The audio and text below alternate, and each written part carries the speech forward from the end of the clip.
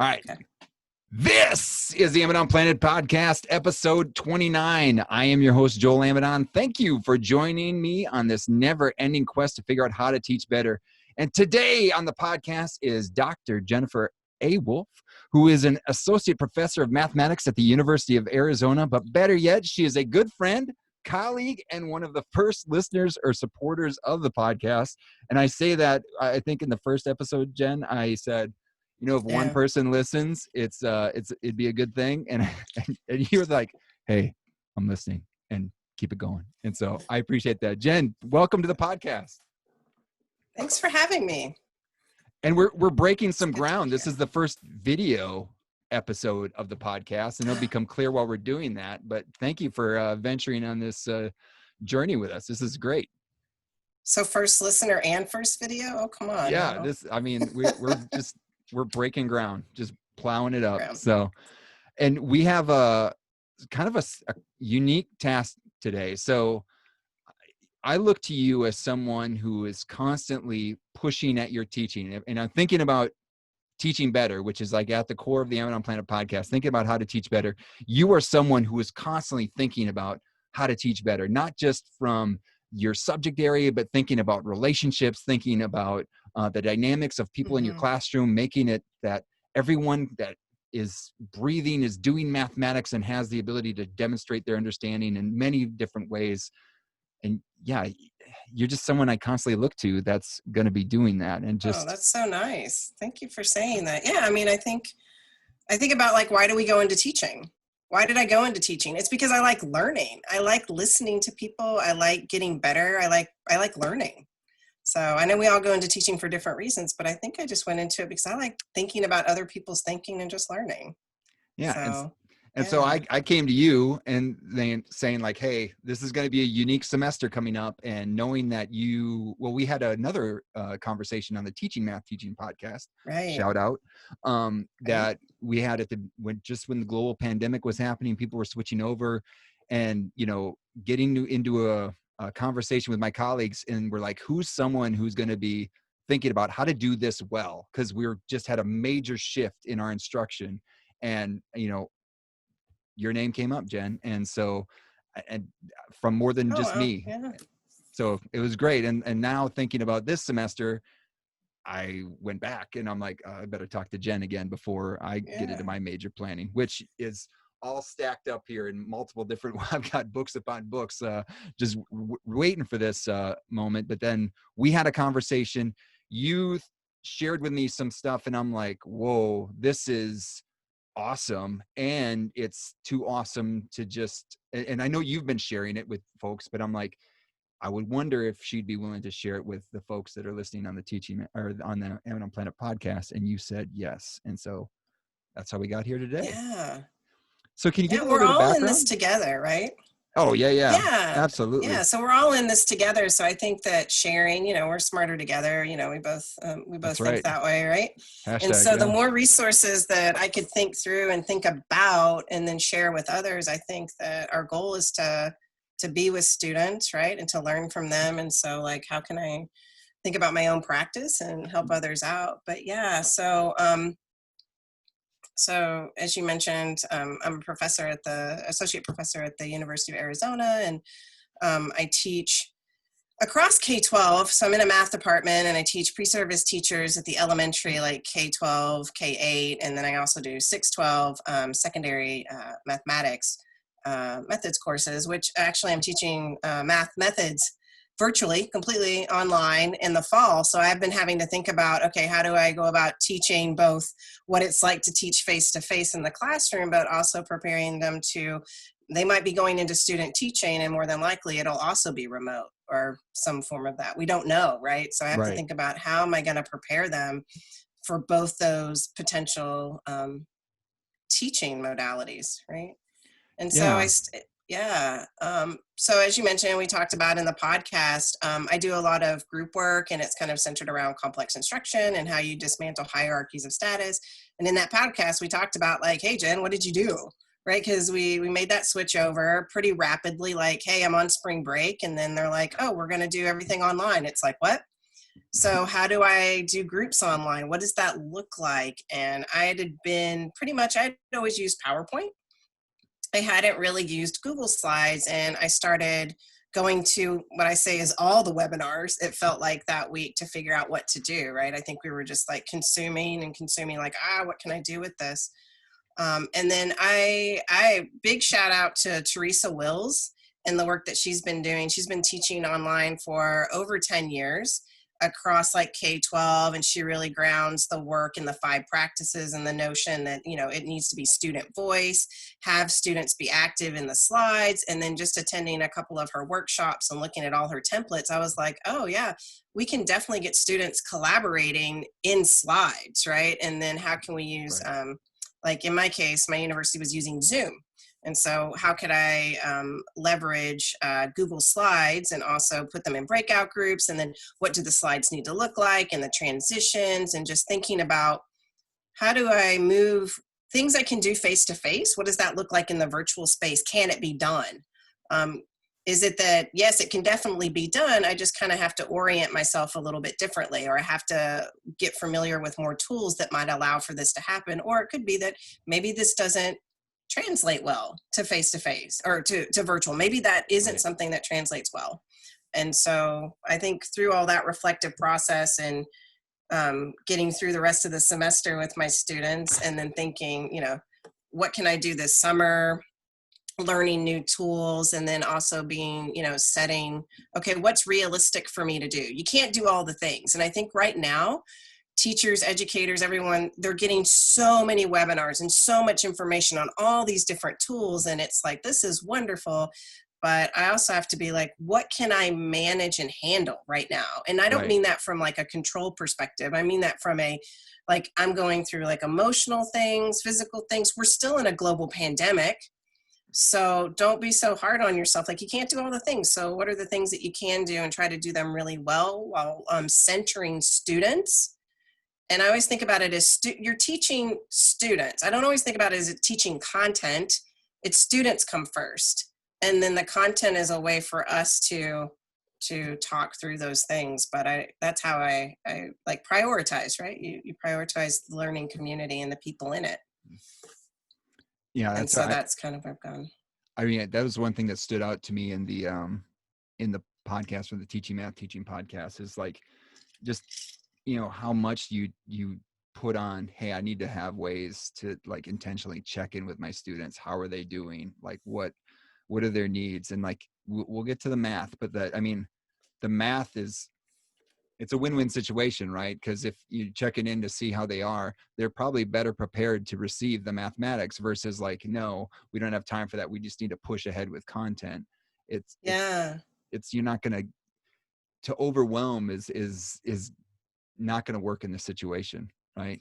Yeah, no, definitely not. And that was something I was thinking about, right? Because they're like, my elementary future teachers were just like, how in the world is what you do in the space where it's really collaborative, we're moving around, we're using manipulatives, we're talking about, how in the world is that going to happen in this space? And I think they were pleasantly surprised that we were still able to do things, and then just keeping equity at a focus. And if things didn't work, what could I do? Because I had students, that had to go to parking lots to access internet, Mm-hmm. or they didn't have certain access to things. And so I'm like, okay, we got to be adaptable. We got to be flexible, because this is about learning.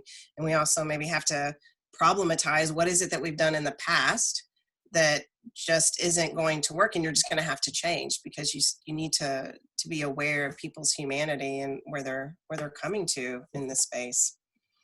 Yeah. And so that's a great, I mean, the part of your background that you've kind of shared a little bit, where, some folks might be wondering, like, what's complex instruction? What are the 5 practices? And I mean, I'm just going to vouch for you. Like, those are things, like, when we talk about what we want our math teachers to do, you're doing those practices within your math classes, within your math methods classes, in order to demonstrate to these future teachers, this is what good teaching looks like. And thinking about, now, how do we take that and do those same things within an online space?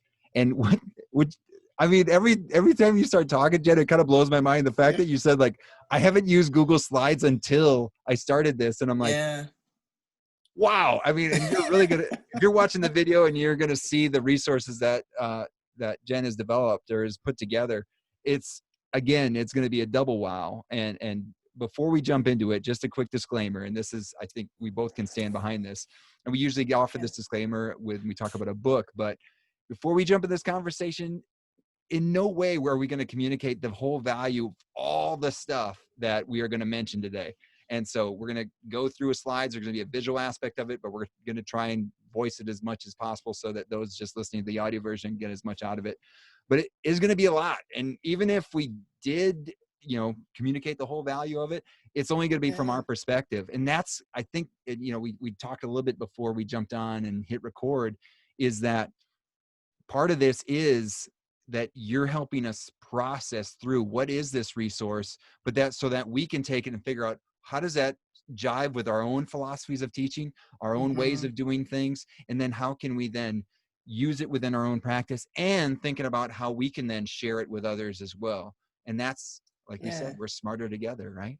Right. So just a shout out to our good friend and colleague, Mandy Jansen, because she's been on this journey with me, right? And I think that taking a cue from the wonderful rough draft book study that you did this summer, this is a rough draft too. So that's part of our book disclaimer, right? Because I think some of us can get into a point where like, oh, we make all these slides and we want to perfect it or something. This is just a run through, right? Like this is just my rough draft kind of thinking about moving into this virtual space. Because like you said, we've only kind of, for me, doing this is somewhat new, right? But jumping in just full force, it's like, oh, just put the ideas out there. And when you do, other people can come in and make things better or attend to things that you hadn't thought about. And that just makes so just knowing that this slide deck is kind of like an initial run of things and that we just keep building and other people take from that and build on and share. And so, so I'm trying to get better at that rough draft thinking and other aspects, not just math,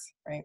Yeah, and I held up my copy of Rough Draft Math, Revising to Learn by Mandy Jansen, and knowing that in those conversations and how transparent she is in one of the chapters of her book, and like, hey, trying to do this, trying to put in my own implementation. It was a rough draft implementation of my own thinking about rough draft math. And it was like, this is going to be, whatever we do here, it's going to be interesting to even come back this is maybe an invitation to, let's come back after this semester again and think about, well, what did we learn? And maybe even gathering what other people did with maybe these resources and how can we add to it. Orchestrating those discussions and like the ways that you engaged in the 5 practices. What did you find like really rewarding or the most challenging, maybe different in the face-to-face space than it was in the virtual space? So then thinking about, okay, what made that challenging and what could I do to make it better? But yeah, these are kind of just rough draft ideas of what you could do. I mean, already that got me, because we did another book club for the Teaching Math Teaching podcast, summer book club, on the high school math lessons to explore, understand, and respond to social injustice. And in there is like a tracking tool for the 5 practices that they also interlaced with the social justice kind of components. That's right. Yeah. Thinking about that could be another slide with like a background and having kids thinking about the different, things that they hear and how they, make a note of that one. Right? Yeah. See, already we're like that. We're working on version 1.0. So there we go. So, and another thing that this connected to is something I've been involved with in a conversation here at the University of Mississippi, is this idea of resilient teaching. And hopefully you get another thing that's more focused in on that. But resilient teaching is basically the opposite of what happened in the spring, where we had our, both of us, where we had face-to-face situations and all of a sudden we needed to transition to completely online because of the global pandemic. And that involved we got a week after spring break. So we got a spring break and then a week in order to like transition all of our teaching and do all this scrambling. Like you talked about going to all these webinars and figuring out how do we change our instruction, versus resilient teaching would be, hey, I've got this structure already. I've got this thing planned out that if I turn into an online situation, my teaching might not, it's going to be changed. There's going to be change, obviously, but there's not going to be as much change, right? So if I was dependent, like the biggest example that I can put is like, if I do quizzes all the time and I do paper quizzes for my face-to-face class, and I Mm-hmm. go into an online environment, that's not going to work. Well, if I did quizzes and they were on in some sort of like Google Forms or something that I did Science, right? face to face, you could easily use those in an online environment. That's a very, and I don't like using quizzes like that and to test I'd using other things. But anyway, there's something there that you don't need to change all that much. And if you don't have to change your instruction all that much, you can then focus more of your attention on the needs of your students. That's what I really like about resilient teaching. And so I think a lot of the things that you have here are not just good for an online environment. They're probably good. They're good for any environment. That there's a lot of things that you can do here to that can be used in both a face-to-face or no matter the modality, basically. Right, right. No, that's a really good point, because one of the things that I've been thinking about is that our students are going to be with a lot of screen time, right? And I'm teaching in the fall, I'm teaching a 2.5 hour class, and I'm trying to be very cognizant of like how much like can we be face to face, Zoom, synchronous, and then what does the asynchronous component look like? Right. Right. And I can think about, oh, well, when I give assignments or projects, is that count as like an asynchronous component or not? Or I'm still working through how I feel about trying to do both. Right, because we Yeah. need to have both. It's an equity issue, right? It's Right. it's a challenge, and I want to have both. So that's kind of where I'm challenged right now. That I'm not going to be able to do everything in this space. So how can I make the asynchronous component also quite robust? So Jen, just talk about that real quick. Like when you Yeah. talk about that's an equity issue, because maybe some of the listeners haven't quite thought about why synchronous and asynchronous, why there's an equity issue on which format you're taking there.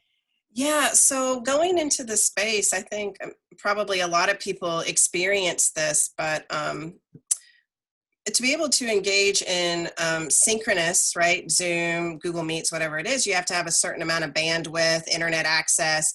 And so there's an assumption there that everyone has access to the internet, or everyone, and it's high speed internet. Yeah. So assumptions about access are there, right, in the synchronous space. So if I had students who couldn't make it, I needed to have something in place that, and not just a recording, right? I think recordings are great. Like I would record my classes so my students could go watch it at another time, which again, it's about access, right? And so how was I able to create and respond in a way that my asynchronous components, that if I had students who weren't able to attend for whatever reasons, it could be I need to focus on my physical and mental health right now, I can't come to the synchronous session. And I'm like, sounds good, here's where the resources are, go ahead and do your best to get it done by this time, and if not, let me know. If you need more time to do this, I completely understand, but just being very open, right, that at the end of the day, the goal is to have students learning, right? And how can I support them in their learning, right? And so that's where I saw it as being an equity issue, because it's about the access to rigorous content. It's the access to learning. Yeah. And to think about all the different scenarios. And I mean, even I was hanging out with my old school that I used to teach at. They let me listen in on some meetings where, high school teachers planning on what they were doing, and just, knowing some of the stories that they're having. Like, these are high school kids that are going home, taking care of their elementary school kids, then having to go to work because they were trying to, save up for college, support their household, whatever. And then after all that, then come home and do work. And say, if it's think about like what kind of situation. If it was a synchronous situation, it was really tough because they're doing childcare. If it's asynchronous situation where I've got a 1-to-1 like recording. I had a 45-minute class. I'm going to do a 45-minute recording of class. That wouldn't work for this kid that's coming home at 11 o'clock to do that. Like, Right. what does the instruction look like? And so, there's lots of things to think about here, Yeah, it really was, because when we, like at my university, we were told you have to hold synchronous sessions, and I was like, whoa, wait a minute, that's an issue. Like I have to require them to come. It's like, oh, well, if they're not able to come, that's okay. But it's still like, okay, well, then I need to think about, if they're not able to be there, totally get it. What can I do to help support them in the space under these unprecedented times, right? Because I always go back to, it's about them, right? What can I do to continue to support them in their journey to becoming an educator? Right. Absolutely. So let's get into it. So, cause people can kind of see what we're talking about. Again, this is a huge resource that you've put together, which you've taken a lot of things that other people had. We already mentioned Teresa Wills, and we're going to pour as much love on those folks that have shared those things. Cause again, this is all, again, we're all doing this thing together. So awesome. All right.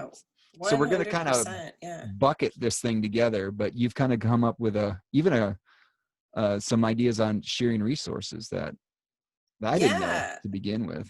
So I usually open up with just kind of a welcome slide and just a request to like go ahead and mute your mics, right? For the background noise. Whether or not your students have their video on or off, I'm an advocate of choice, right? Let them choose whether or not they want to show their video. Tahari Jackson talks about video classism and thinking about, I mean, when you open up your video, it shows things about your space, right? Mm-hmm. And there's certain things that could be assumed about you because of that, and just being aware of that classism isn't real. And if your students want to turn their video off, turn it off, right? There's many reasons. I know that that's something that's been going around about like video on, video off. And I'm like, the goal is for them to be engaged. And so if they start off with video off for a while, fine, right? And then as the engagement starts to be more and they're able to collaborate in slides, maybe they'll feel safe, right? Mm-hmm. And included, that they'll turn their video on. And maybe I'm projecting a little bit here, but I'm not one who likes to turn my video on either. And it's because like for various reasons, but when I feel more comfortable in the space, that's when I'll turn my video camera on. So I try to think about that. What I like about that, I mean, even it's just on this one slide, Mm-hmm. the thing that you've shown to demonstrate this, I mean, one, you're very explicit about, hey, here's where it is on Zoom. Here you can find where the mute is, and you've got it. Hey, the microphone's off. But then even the picture, you've shown the video being off. Like, I mean, those are just the small little things that show like, hey, I'm actually assuming your video is going to be off and that your choice is to make it on. Those are those little things that I think throughout this slide presentation, we're going to see like, there's a lot of intentionality behind everything that Jen has put in here. So I try to think about that, right? Because we have bandwidth too. And we know that if we turn video off, that sometimes that helps with our internet connection. So there's a number of reasons why people might want to have their video on or off, right? And so just being aware of that. It's, and we're going to jump back and forth. I'm going to point some things out. Jen has things she's going to share, but in this first part, even too, just notice how explicit in this slide deck, and you're going to get access to this slide deck if you'd like it. But in the initial part, just how explicit Jen is with directions on what is being asked for, or what are some tips and things that you should note. So I just really like that. So right now I'm showing this Google slide deck that I put together. And like Joel said, I usually put some transition slides in there, making sure that there's not only just text, but there's also images, right? So thinking about our emergent multilingual population, thinking about, okay, like having these images available so that you can see, oh, she's talking about Google Slides. So there's usually a Google icon, or putting in snapshots or icons of whatever platform that you're using. So in this beginning part, much of the first like 20 or 30 slides is my attempt to say, hey, when you come into the space, don't make assumptions about what people know about Zoom. What do they know about Google Meets or whatever? Maybe you're using Microsoft Teams. So thinking about what are the tools of the space, because the students and people that you might be working with, while they may be like really good with like TikTok and Snapchat and all these other forms of communication, they may not be familiar with Google Slides. They may not be familiar with the Zoom platform and what resources are there. So these first set of slides I have are deliberate snapshots in the Zoom environment. And we go through and we talk about like, where are these tools, so that when we start to communicate using these tools, you'll know where they are. And then we get practice with those tools, but being very deliberate about using the screenshots and pausing and allowing people to kind of see, okay, how do I save my work? Where's the participant window? And so and having these slides, I mean, so she's got Jen has it for Google Meet and Zoom, and very Mm-hmm. explicit, all the different things that you can do. And in each of them, looking for the chat, looking for, hey, how can you offer some quick responses? Thumbs up, thumbs down, clapping, Right. going for coffee. Yeah, exactly, right? So like even in this slide here, 14, I usually have that as one of my first slides that's there, like when they're welcome, because the first thing I want them to do is open their participant window, open the chat. That way when I ask, they already have it open so they can respond to whatever prompting question I have in the chat, or is everyone good to go? Give me a thumbs up in the participant window. So from the get-go, they have that, and that slide's there so they can always refer back to it if for some reason they're not able to find the participant window or the chat window, or sharing or turning video off or off. And then Yeah. just giving examples of like, what does that look like? Once you've Mhm. done it, what does it look like? Yeah. And I think you had somewhere a prompt on there like, hey, let's practice. And so Yeah, so we did I some think that screen slide 22. sharing.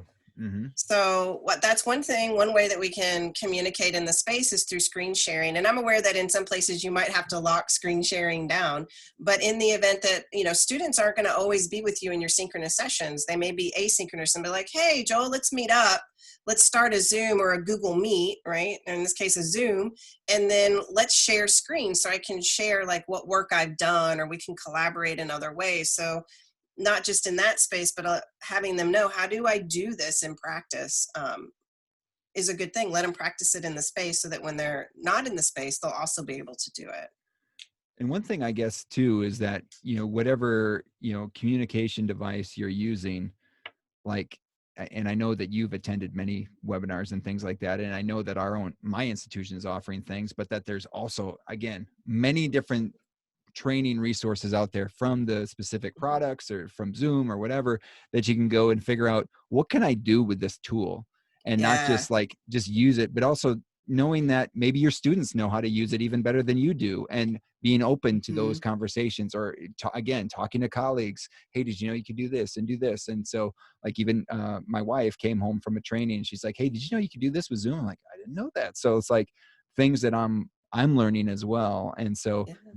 it's kind of an emphasis of this whole thing is that, hey, let's keep kicking the tires of these things. And as they keep getting used, guess what? They're going to keep adding in new things that you can do with them. So 100%. Like I have Zoom and Google Meets here, but if you had asked me like, I don't know, 2 or 3 months ago, I wouldn't have had the Google Meets in here. So this past summer, working with a local school district where we've done this lab school every summer, my good friend Maggie Hackett said, hey, Jen, can we do some PD on how you would collaborate in the online space? I said, sure.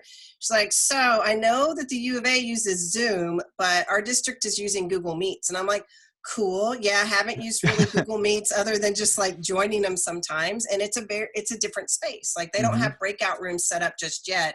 I think they're going to have an extension for it. But like you said, I learned from the teachers some of the features of Google Meets. And so learning how to like orchestrate a Google Meets it was a nice thing to learn how to do. But again, being explicit about the tools and extensions and the different platforms. Yeah. Well, and then having reason, again, if you have choice, having reasonings for using this. So that was a really good reason for using it. I used Google Meet in the spring we had Zoom available also, but I used Google Meet because the time limit situation wasn't something for us. Like we were limited to 40 minutes initially. Now we're can do it, whatever.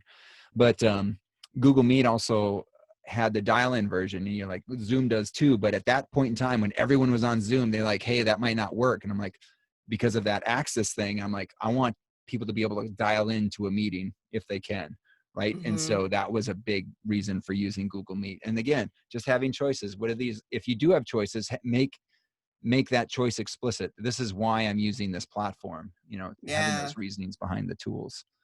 Yeah, and then this one was that it was very important to me that I use that platform because that's what the teachers were going to be using. So even though I was more comfortable with Zoom, it was like I tried to take the perspective of like, Jen, this is just another tool that you'll be able to use. And it would be great because that's something that I know future teachers, when they go into school districts, they're probably going to have to use the Google Suite, maybe Google Meets, right. Because of their particular district requirements. And So the next section, yeah. Go ahead. I'll set you up. The next section you made is a bunch of Google tools and extensions that you would put onto Chrome. So you've definitely showed me some things here, and I'm excited for you to share them. So go for it. Yeah, so just some things that I found helpful with Google tools and extensions, in addition to Google Slides that we'll talk about the collaboration there, is that, depending on how many devices you have open, or if you have one screen or two screens, I found that if you use Google Chrome, you can pin your tabs. So sometimes we have a bunch of tabs open and they take up a lot of space. And so if you go to the tab and you right click on it, you can click on pin, and it'll pin the tab and make it smaller. And so then you can have even more tabs open, but now the little tabs are smaller, right? And I actually found that quite useful in Google Meets, especially because in order to have breakout groups with Google Meets right now, you have to set up several different Google Meets. And so I would just set up my 5 groups with the 5 small tabs in a separate part of my screen. And then I'm like, those were where my breakout groups kind of sat. So that was quite helpful. I think pinning has been around for a really long time. So even though something is new to me, I know that there's some of these things have been out there for a while, but that was new to me. Yeah, mind blowing to me. But yeah, some people are out there probably saying, yeah, I've been pinning for a while. But but maybe you didn't see the reason for it. Awesome. Yeah, and then with Google Meets, they have a mute tab extension. And I mention this because for those of people using Google Meets, you're going to have multiple Meet sessions open, so you'll have multiple tabs open. And so when your students go out into those Google Meet breakouts, you're going to want to mute some of the tabs. Otherwise, you're going to hear all the voices, right? And so having that extension I found was really, really useful when I was working in Google Meets. And then just things like taking snapshots. Like I've got one here. It's a Chrome extension called Click Full Page. I know some Chromebooks have a tool called Snippet. And so a lot of kids use Snippet. And so you really wouldn't want this. You wouldn't have to use this. But even though students are using Chromebooks, the teachers might be using a different operating system or device. We can also, there's an extension for Giphies. So if you want Giphies put in there, or I've got timers, there's one called Simple Tab Timer that I have in my Chrome toolbar. And I really like it because you can set any time, and then you just have it go, and it'll open up a tab with the running countdown of the time. And so when I would send people out to breakout groups, I'd say, okay, go ahead and open up your Simple Tab Timer, as well as say, we'll be back at a certain time in the chat window. So multiple places where we're keeping time for transitions and pacing and such. So I found that helpful. And then just ways that you can pin, after a while, you're like, oh, I've got all these extensions. Which ones do I really need? Because they can start to take up a lot of room. And so if you go, there's a little puzzle piece along your bar there. If you just click on that puzzle piece, you can pin and unpin and remove different extensions. Yes, people can see your screen. You've got lots of extensions up there. So yeah, you got to organize those things. Yeah. Yeah. And then because we work in Google Slides, there's tools within Google Slides like filling in, creating lines, creating shapes, and that's a toolbar at the top of your Google slide deck. And so the slide I'm showing now is just a highlight with a description of each of the tools. Like, here's where you go to create a text box. Here's where you go to create shapes. And so this slide is purposely put in here because my students are going to be working in Google Slides. And this is more of like a reference. Oh, okay. How do I make shapes again? How do I make this? Where's that? And so I created this slide so that I can always have it in multiple places throughout the slide deck, but also hyperlink in some slides. So it's like, oh, where do I find this? Oh, how do I insert an image again? Oh, there it is. So it's a nice kind of reference slide. Yeah, I mean, so anticipating, hey, you might need to use this. I can just throw this slide in wherever I want. And then there you go. I've got all the information I need. And then you could refer to it, right? Hey, remember that white slide that's got all the stuff? Look there for how to create your lines. But real quick, Jen, before we dive into Google's, because this whole thing's in Google Slides. Why are we using Google Slides? I've grown up with PowerPoint, or I like Keynote. Like, why would I use those? Me too, right? So what's nice about Google Slides is that it has a feature where you can invite anyone to be an editor into the Google Slides. And so I can set up a task, and then you and me, we could go in there and we could collaborate together. And you could say, well, why not just use Google Docs, right? Because we can collaborate in that too. But the powerful thing, and we'll see this a little bit later with some of the tasks with slides, is that we can all be working on the same slides. So from an educator perspective, I can have my students in like 5 different groups, right? They're simultaneously working in their group on their slide, and I can actually see in real time what I see happening in the slides, and that gives me information on where the group of students are and working with the slide, or if I notice, oh, there's no movement in this slide, I don't see anything, let me go check in on that group. And when I've done that, sometimes it's because maybe what they want to do first is individual reflection time before they come and tackle it as a team problem, but just making sure like, oh, so having Google Slides allows teams to collaborate within a slide to complete a task. And then from the educator's perspective, you can see what students are doing in real time. And then that kind of informs your instruction on where you might go to in your next breakout group, or who you see ideas forming, you might go talk to them. And so this is that process of, in the 5 practices, thinking about monitoring. You're monitoring to set up what are you going to select and sequence. So the slides, and it has all the tools kind of built in. And so, yeah, it's nice.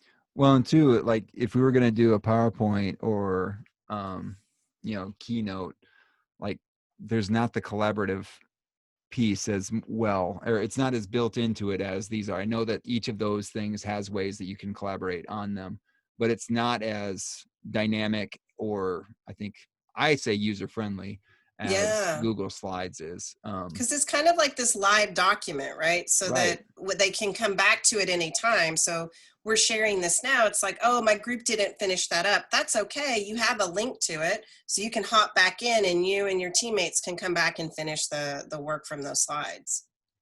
So one thing that I thought was pretty amazing was this next slide. And I don't know, can we do this? Oh, can I make a point just with this slide? Absolutely. Okay. Yeah. Make a point. Yeah. So with the Google slide, so in this slide, that's some helpful tools. One thing that the audience will notice if they go to look at this is I've color coded everything. So I feel like color coding is one of those teaching things that we do that we should do more of. Right? So then that helps me, especially in the virtual space, to be able to communicate, do you want to know how to change color for lines and connectors? Oh, that's the purple, purple. And right, you could use pointers, but that notion of like thinking about how can I use color coding to my advantage in a lot of these slides. Yeah. And you'll definitely see that coming up too when we get into our group work action as well. But this was a pretty cool thing that you showed, that, because we're also thinking about who's participating in our classroom, what are the needs might be. And one of those things might be closed captioning. So closed captioning. Yeah. So shout out to Catherine Ye. So when I went into this, I was like, Catherine, what do you do? And what are you going to be doing for this virtual space? And so she shared some slides with me, and then she had put it in presenter mode, and captioning came up. She's like, I'm like, what is that? And she's like, oh yeah, you can do captioning in Google Slides. I'm like, what? You can?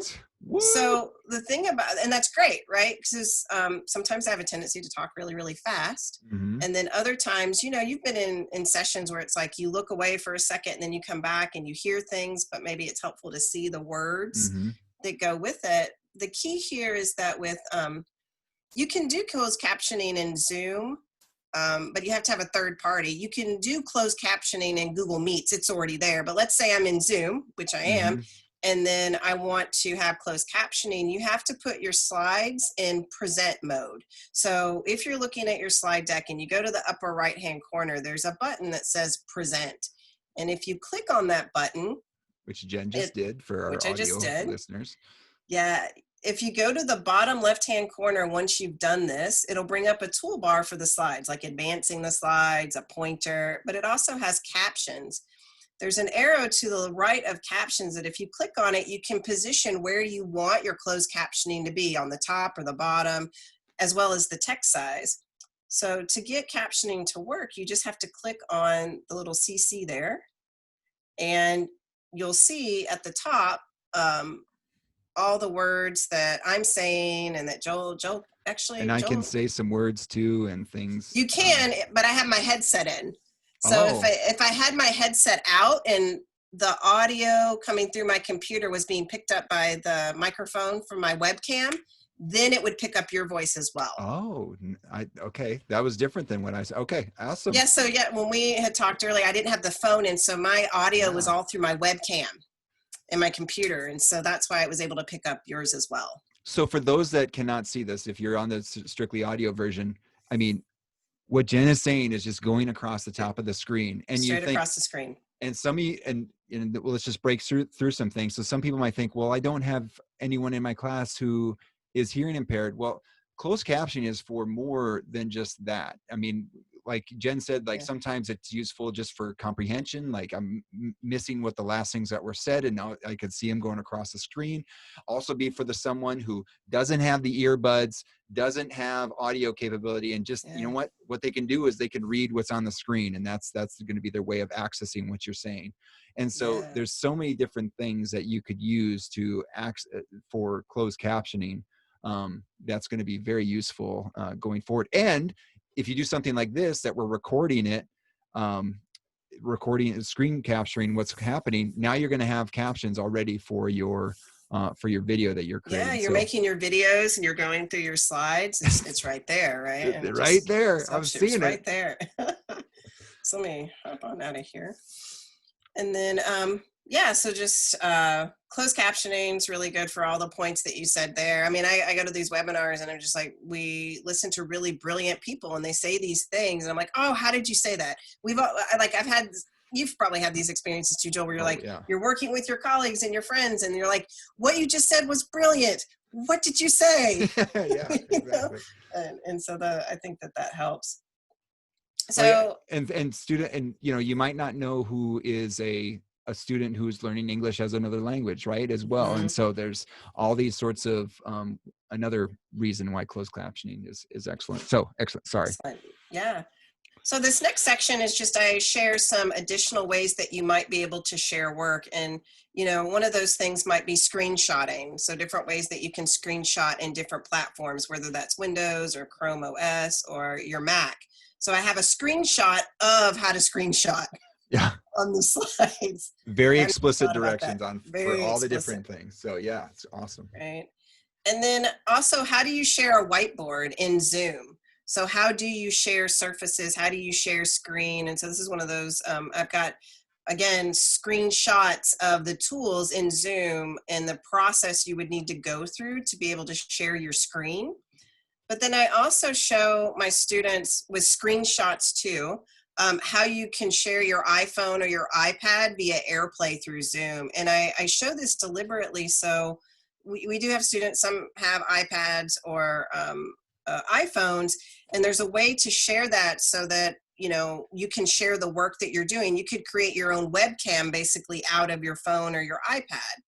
Or maybe you have the iPad and the pencil, or some of my educators out there, you might have an iPad and a pencil, and you can write directly on the iPad and pencil using whatever software you have or application you have on your iPad, and then you can share that out. And this next picture is just different ways you could use your iPad or your camera to create your own document camera. Yeah, it's a life hack, basically. Like lots of it seems like locker shelves, with those wire things that you'd recognize, and then there's clipping onto a lamp, and there's a Lego built. They took their webcam and just literally clamped their webcam onto a lamp, and then created that space to be able to have like a doc cam. Yeah, the one that we questioned, it was just balancing an iPad on a water bottle. I wouldn't suggest that one, but hey, it works. So I'm like, that one's kind of curious. And then the Lego one, I thought that one was really interesting. And then just thinking about Jamboard. So I've got a slide here that says, here's Jamboard, and then a video. So across these slides, other things that I'll do is I'll embed videos that describe whatever that tool does. I don't have to recreate things. So that's one thing I just want to put out there, is that I know a lot of teachers are awesome in creating their own videos, but I highly recommend go out, because you may not be the first person who's thought about that, right? And let's leverage some of those ideas and resources that are out there and have those video capabilities so that they can just click, watch a video, and kind of learn about that space. And then, so those are the tools, right? But I think with anytime we go into a class and we're starting a new class, and this was a big, in the response back in the spring, it was like, okay, it felt like, okay, we're going to figure this out. We're going to survive, try to thrive in that space. But we had already had established relationships with our students at that point, right? For many of us. Yes. And so now we're going into the fall and thinking about, okay, how am I going to build relationships in this space? And it's key. It is key, right?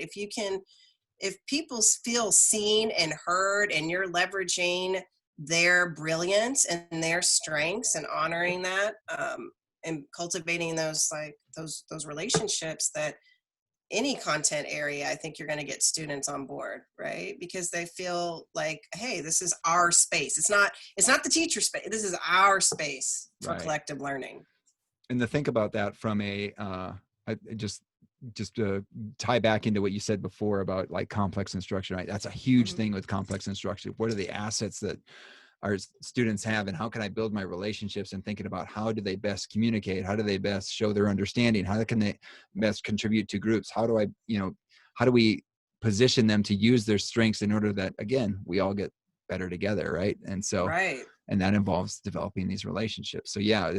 So that's a big concern for, I think, a lot of teachers right now. If you're going to be primarily online, or you're starting online or whatever, you think like, how am I going to do this work that we did prior to being online before, so I could lean on those relationships, but now I'm starting from scratch. So you have lots of ideas. This is great. Yeah. And in fact, I mean, that's a huge chunk. I'm going to spend a lot of time building those relationships, because we want to feel comfortable in the space. We want to feel like we can bring our whole selves to the space, and that takes time.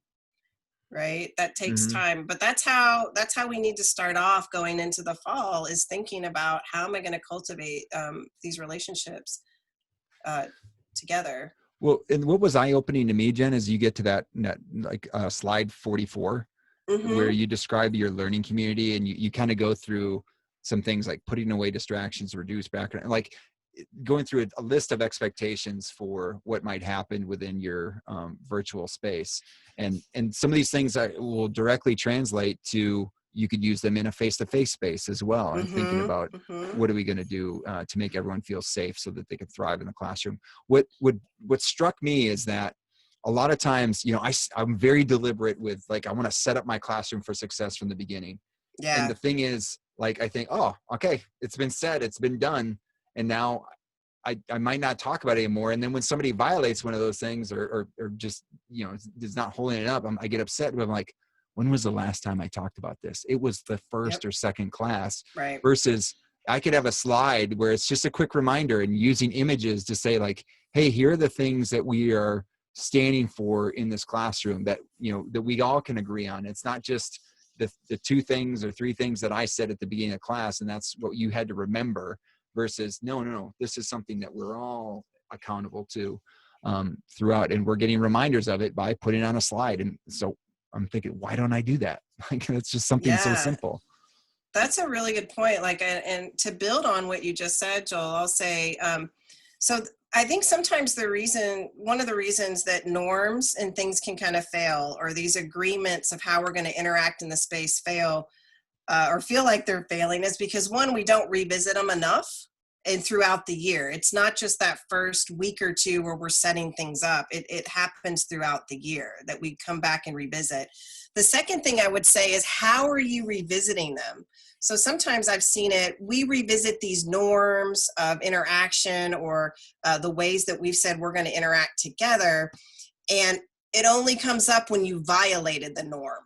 Yeah. But why aren't we always attending to when things go really well? Yes. Like, when are we attending to the norms? Like, I really liked how you attended to your right to make mistakes, or right to, thinking about Torres's Rights of the Learner and Crystal Calinet Craig and her work, shout out, that, like, you have the right to say what makes sense to you. And you just did that. Thank you for helping me grow. Right. It seems like it's, we're going to have to revisit it, but it's in all those little moments, those, what Deborah Ball calls those discretionary spaces, right? In that you make those decisions that could change the dynamics of what happens in your classroom. Where they say better caught than taught, right? Right. Like, noticing those things. We got all sorts of rhymes. Exactly.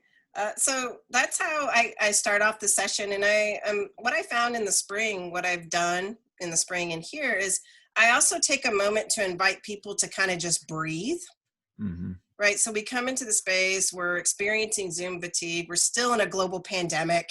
There's lots going on, and it manifests itself in our bodies, in our minds, our mental health. And so I usually invite everyone in the space to take a few minutes to just follow along with this beautiful, like, polygon GIF. The breathe in, breathe out GIF is what I'm on this slide. And the idea that you can't pour from an empty cup. Like, you can give and give and give, but what are you doing to fill your cup? And so I invite you, the people in the space, to come and just do a little bit of breathing with me. They can opt out. You might say, you might want to turn your camera off for this. Feel free to do whatever you need to do to kind of set our intention for learning and community today. Like taking deep breaths in and out, relaxing our shoulders, recognizing where we're feeling tension, and just letting it go, and knowing that we're in this work together and we're going to learn a lot from one another, right? Like learning in community, but also just recognizing, let's just take a breath here. And then what do we need?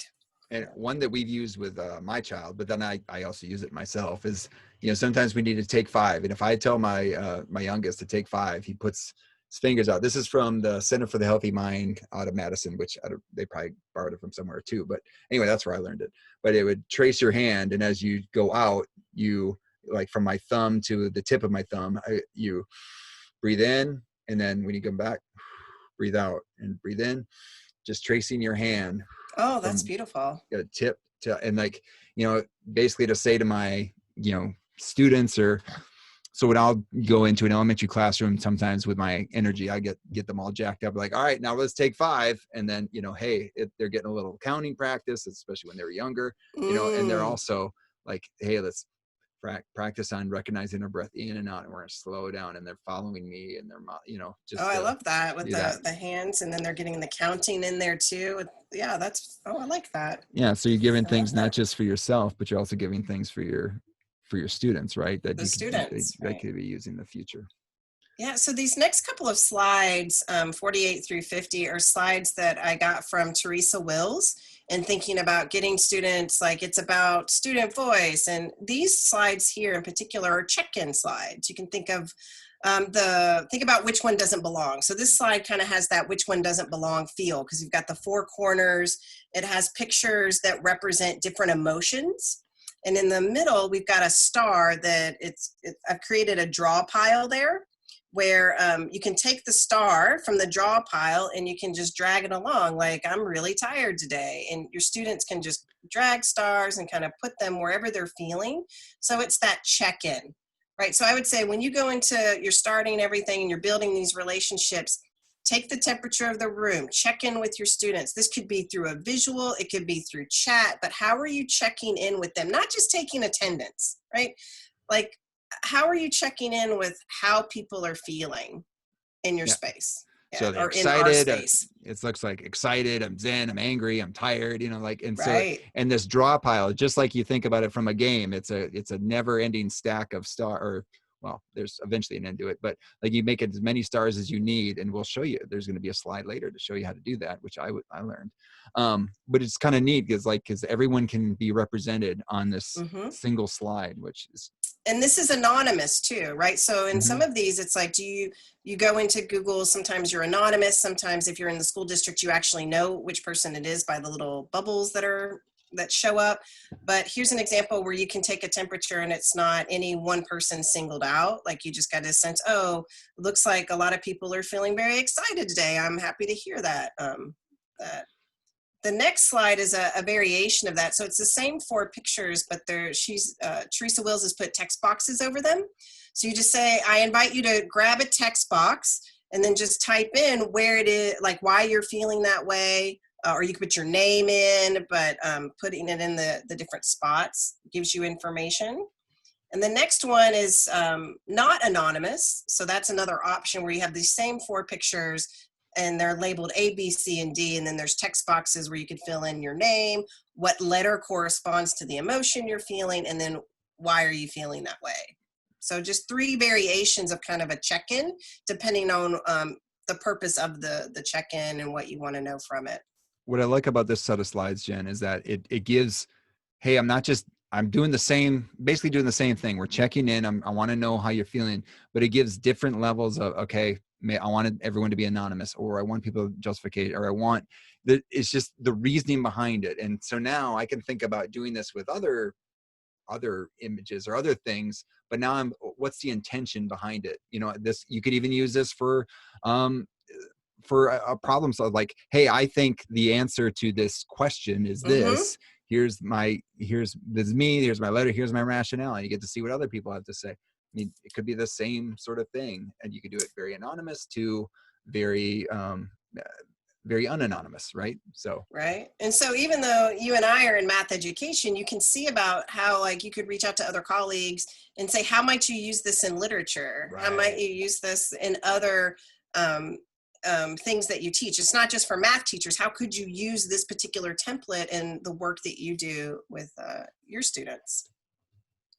This slide 51 is also another one that Teresa Wills created, but this idea of, like, what are your successes and celebrations, right? So, like, that's another way that you can do a check-in with your kiddos, with your peers, whoever you're collaborating with. Like, what I like about this slide is that it's just blank, right? In terms of it, we've got the background, but let's say that I want students to get used to some of the different Google Slide tools. I can say, okay, go grab a shape, but make it a different shape. Go grab a pentagon. Some of you might grab a hexagon, but then you're kind of embedding, like, oh, what's a hexagon? What's a pentagon? If I said, I want everyone to go grab an octagon and fill it in, right? So that might be some way that you get some formative assessment kind of thing in there, but also getting them familiar with the tools in the space, and they also get to share out what are their successes and celebrations. Right. That was one thing we talked about, like in something else, in previous conversations, was using a tool in some maybe non-threatening, like low risk ways, or low, like even low academic, or just answering some things personally about myself. I know the answer. It's my own answer, right? Where I'm using the tool to do that. So now I'm not thinking about using the tool when I'm doing it later for maybe a more academic purpose, right? Yeah. So building in those experiences as much as you can. Just even what you said, drag the star. Hey, they're figuring out how to drag and drop something within Google Slides. There you go. That could be. Yep. So it might not even be, I want to be anonymous. I just want to see, hey, can you drag something around a Google Slide? Yeah, So, and it's a tool that they'll be able to take with them when they collaborate outside of the classroom, when we're in the classroom, like in the space, that, oh yeah, I could just use an arrow to show you what I mean. Or yeah, I think that it's multi-layered. I'm getting information about them and their lives and successes that I can revisit next week or the week after. I remembered when so-and-so put this on, because you can invite them to put their names on it or not. Yeah, that's another thing that you could do with that. And then you've got more information about your students, and you're starting to see them be able to try to bring their whole selves to that space. And I say that because that transitions nice into this next slide that I'm showing here. So if I'm asking my students to kind of share their experiences themselves, and I want them to be able to bring their whole selves to the space, I've got to do that too. Like, I need to model ways in which I'm vulnerable. If I say that this is a community of learning and I'm here to learn from you, it's not just about learning from me, then I have to share things about myself. And so this slide is just a set of different pictures. And I have to give a shout out to our good friend, Teddy Chow. Oh yeah. Because he does a lot of work around digital storytelling. And so he introduced me to this work of digital storytelling, how you can use pictures that kind of represent different aspects of your life. And it doesn't have to be just that. It could be like, what was mathematics like learning for you? And so these are just images that I put up that represent just a little bit about me that you might not think. Because when you go into a space, you might look at me, someone might look at you, and they make automatic assumptions about who you are, what you can do, right? That comes into play. And so one way that I know that you and I are actively trying to get people into mathematics, in particular students of color going into maybe math or STEM or whatever they want to pursue, is that that they see that represented in images, right? Like, representation matters. Right. So that's kind of how I frame this, is because I am a biracial Thai American. And so my mom is Thai, and she immigrated here. My dad was white. And so being biracial and growing up in a predominantly white rural area of Kentucky, my experiences might be quite different than you might assume they would be, given that what you know about me is that I'm an associate professor, I'm in math education in a math department. That's just one facet of my humanity. So showing pictures and telling this story honestly was quite therapeutic for me. I didn't realize how much I needed to tell it to people. And it shows a more human side of me, I guess, because I think sometimes there's this disconnect between you as an educator and then your students, right? We talked about how you go to the grocery store and they're like, Miss, why are you at the grocery store? And it's like, well, I got a grocery shop too. Yeah. Right. And so these images here just kind of represent how I came to where I am today, like what my journey is. Growing up where I did and how I did had a huge influence on whether or not I spoke up in class, on whether or not people thought I was capable to be in that space.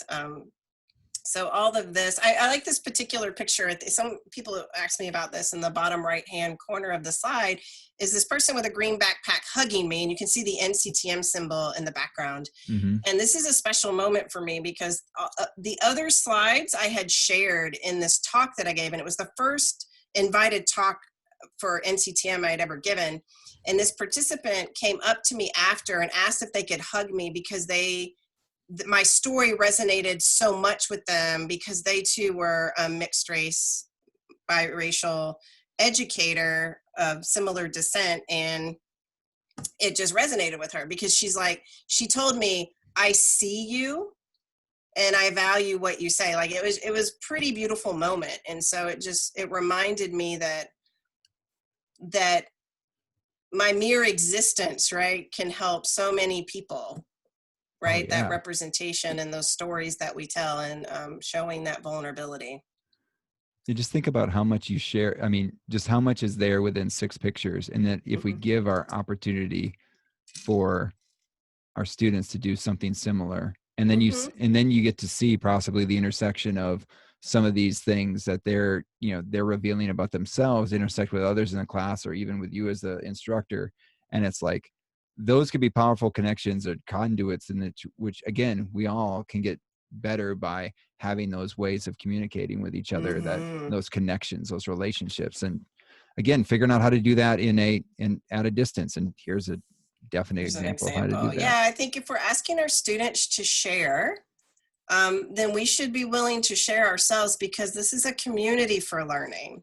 I'm part of that community. And so going into any community space, knowing that I'm here to learn from and with you, right? So yeah, that actually reminds me of something, Jen. It's like a conversation we had at PMENA a few years ago, and where I had shared some things about my faith, and you had a teaching situation that came up where you wanted to have a conversation about that, and that ended up, we had an hour-long conversation. But because again, we both knew a little bit about each other, and then able to have that connection, that allowed us to get better, that facilitated these conversations to have in the future, facilitated us being better for our students. It's just, it is one of those things, like some people want to be, and there's a reasons to be protected about things. And we, we know that there's reasons for that, but also too, if there's a possibility, if you do model the kind of relationships or kind of vulnerability you want your students to have in order for them to have with their own students to be a more effective. I mean, we can do that. And there's some beautiful things can happen. And so I don't know, just putting that out there. And I know we've both benefited from having that. So we've had really good conversations. I think we've had lots of good conversations. Yeah, so just sharing our stories, I think, brings us closer to people, and exercising that. You see their humanity, right? And then it just provides a much more lively space where people feel like they can be them, right? Right. And you can honor that. And I just talk a little bit about my positionality, like I'm still this educator in progress, and then just some questions on kind of how I orient how I teach. Like, all students have brilliant ways of knowing, so how do I promote and value students' participation in mathematical discourse that position them as mathematically competent? Or take out mathematically and just insert your own, Right. like, what is your discipline area? Or how do I cultivate a learning environment where students develop positive mathematical identities and a sense of belongingness? Because while I do think students are going to learn the content that's in your course, if you think about things that are really powerful for you, it's about how you felt maybe in that space, that experience you had. Hopefully it was a positive one, but negative ones should have just as much power, right? Right. And so that's why I say people first before the content, because it's about those experiences that you have and those feelings that get generated in those spaces. Yeah. And then, shout out to our friend Mandy again, right? Like, how do you learn to shift students' views from of competence from performative to participatory? Yeah. And then in my own work, how do I move it from it's about the individual to the collaborative? I feel like students have a lot of experience doing things individually, but there's power in collaboration. We hear this a lot, be like the collectivism, right? Collaboration. What does it look like? And have you felt that power before? Right. Yeah. And so, yeah, building relationships. And then the next set of slides are just really like, what are some ways that you can get to know your students? Like, something that's really popular right now is the this or that. Right? Do you like sweet or do you like savory? Do you like pasta? Do you like pizza? And so on this particular slide, set up one of those this or that's in 4 different columns, and each student can kind of put their name in a column, and then they grab these check mark draw piles, and then they just put in what they prefer. And then you can send them to breakout groups, and they can talk about the different preferences they had. And you could then take the data that's generated from this, and you could make like bar charts and graphs and have a data analysis, but it's generated from what they like. Right. What's beautiful here is then you show this whole setup that we've got the this or that setup, the breakout groups, and then the roles, and then a slide for what are the definitions for what is going into each role. And the turn taking protocol is very explicit there. And then a slide for each group to then go and engage in that within their breakout groups.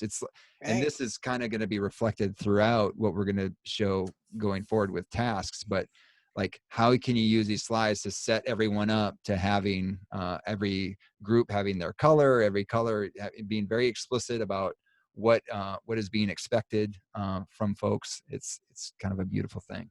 Yeah, like, so slides 61 through 65, like when you open up the slide deck, you're going to be like, oh my gosh, these are a lot of slides. But in some cases, it's multiple, it's just duplicates. So you can kind of see what it would look like in a slide deck. So as Joel said, I've got these 5 slides, and the background for my first slide is purple because breakout group 1 is my purple team, and it's explicitly written in words, but also you have a purple background.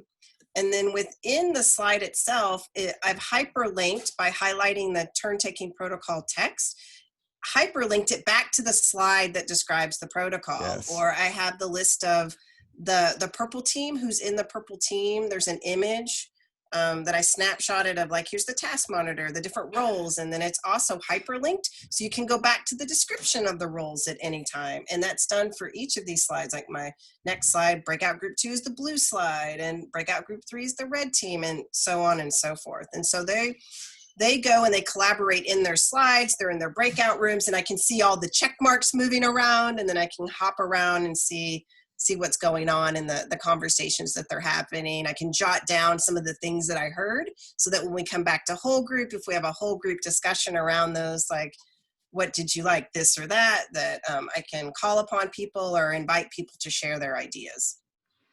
And something too, again, going back to resilient, like, this is something you could totally use in a face-to-face environment as well, and giving everyone access to the thing, but everyone can also see it at the same time. It'd be better than having a chart paper that's only facing one way in a classroom, right?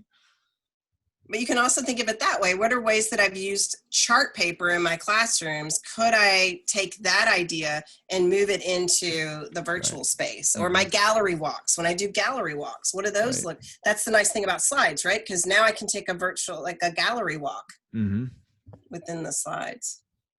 The next set of slides are just ways that I've gotten to know my students. So Sarah Vanderwerf has a lot of great resources on her site, one of which I know has been super popular is name tents. And so these name tents that you can use in the face-to-face, you've got a table, it's like just think about a name tent, right? You just fold your card stock, and inside the card stock is printed a table that has like the first 5 days, and then it's a 2-row table that has like 5 columns. Let's just go with 5 days. And then you have a prompting question. You might say, what's your favorite book or video, or what do you like to do in your spare time? Some kind of prompt. And then the student will write their response. And then as the teacher, I would go in and I would respond back to them. So that's a physical nameplate. They would, at the end of every day, they turn it in, I fill it out, give it back to them. The next day they get to see, and that way we can communicate across. So I thought, what does that look like in the digital space? So Sarah had posted work by Kristen Foss, and her Twitter handle is here, but she created name tents through Desmos, right? Yeah, so that's great. It's wonderful, right? And so one of the things I'll mention for the listeners out there is that when you go to the slide deck, make sure that you click on some of the images, because a lot of the images I have in here have been hyperlinked. Yeah, there's links everywhere. There's links everywhere. So if you're not sure, just click on the image and it may be already hyperlinked. So this one is where it's Kristen's development of the name tent. So you can go in and look at that Desmos activity. Desmos now has a feedback feature where once a student puts something in, you can respond back to them, which is perfect for the name tents.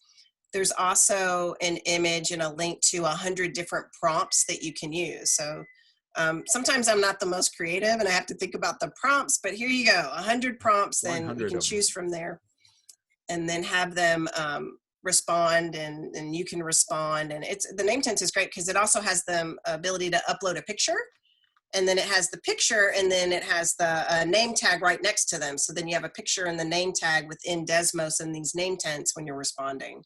So wonderful. Flipgrid is another resource. People have been using Flipgrid. That's yeah. I think it's great. Students can go in and kind of respond through reflection. They can share their work. You can make them private or public, right? Students can comment on other students, or you can just make it where it's the student and the teacher. But it's a quick way or another venue, right, for students being able to show their understanding of whatever concept or topic or that you've been talking about in class. The next set of slides, like 70 through 72, the listeners are probably like 70 through 72. It's just more around that digital storytelling. So I have a snapshot of the story and pictures that I told. And one of the things that I have here is that there's a description of like share or create 2 visuals that best represent your feelings and experiences learning math. Describe how these visuals represent your feelings. So what I might do is invite the students to create their own Google slide. And these would be the prompts, and then have them create their Google slides, upload their Google slide into Classroom or whatever platform you're using, and then have all those slides, put them in a slide deck, and then have everyone do a gallery walk to kind of look at the different things they see. And then I might do, I learned this from teaching tolerance, constructive listening dyad. So like a protocol where I could pair you off, and then you have a timer, and you have like 2 minutes to address each of the prompting questions I have around your mathography, if you will. And then you have to listen generously. And then the other person takes 2 minutes, and they only take the 2 minutes to share their story. And then there's, again, an activity where you have slides of the different ways that students think about themselves and with respect to mathematics or their own identity as learners. And then you can have them talk to each other and get to know each other. You can do a gallery walk around the images.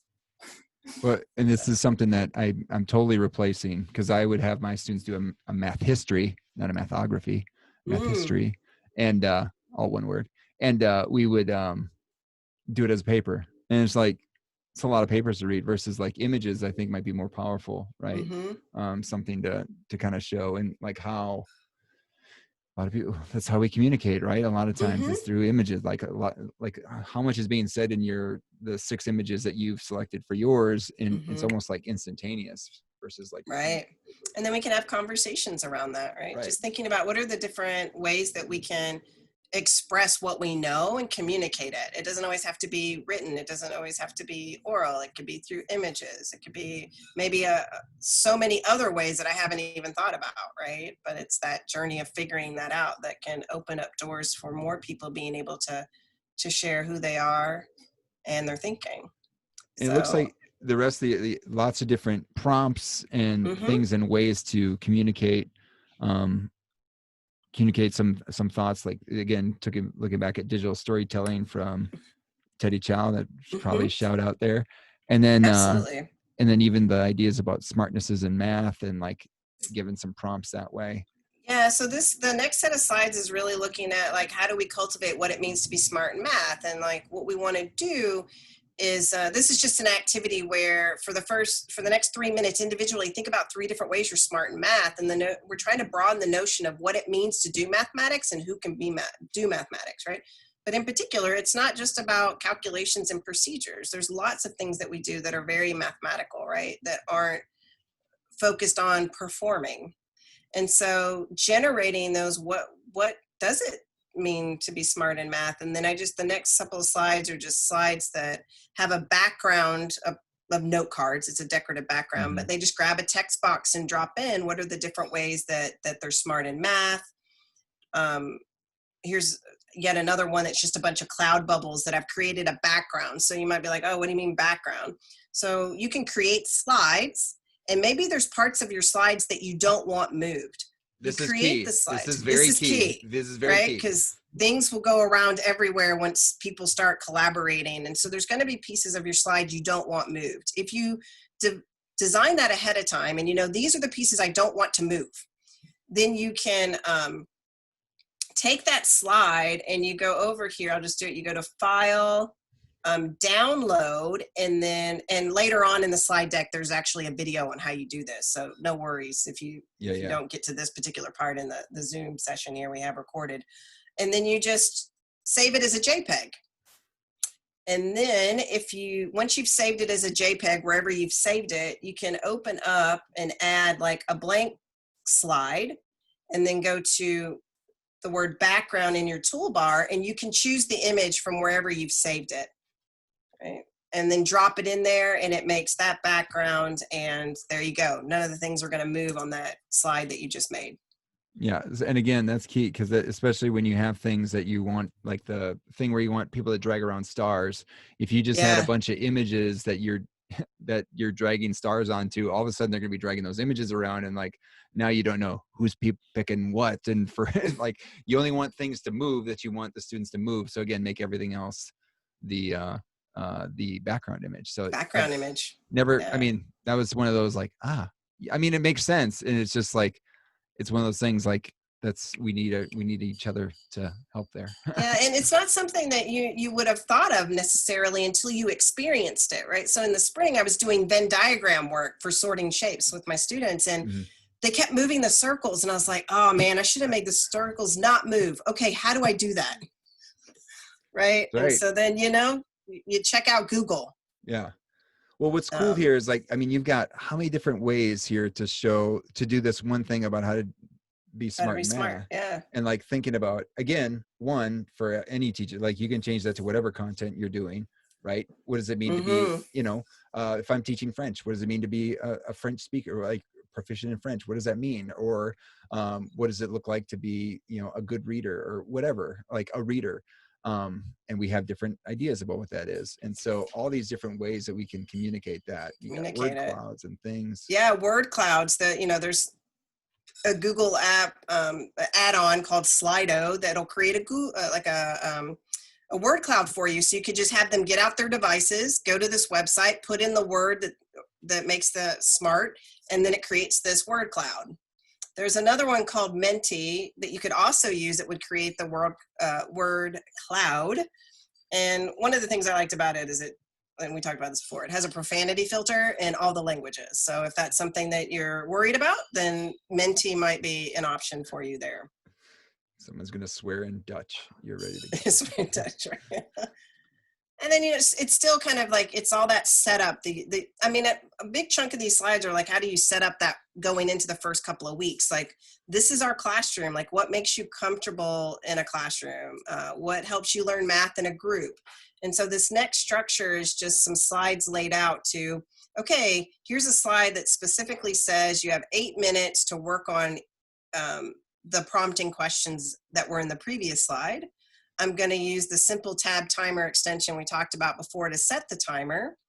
And then the next set of slides are just like individual slides that are color coded. So I have 4 people in the purple group. I have 4 purple slides, and each slide has those 4 prompting questions in a text box that they can respond to. And they just grab one of the slides. Like, I'm going to take the first slide, and then Joel's going to take the second slide, and then they're working individually on those 8 minutes in their slides.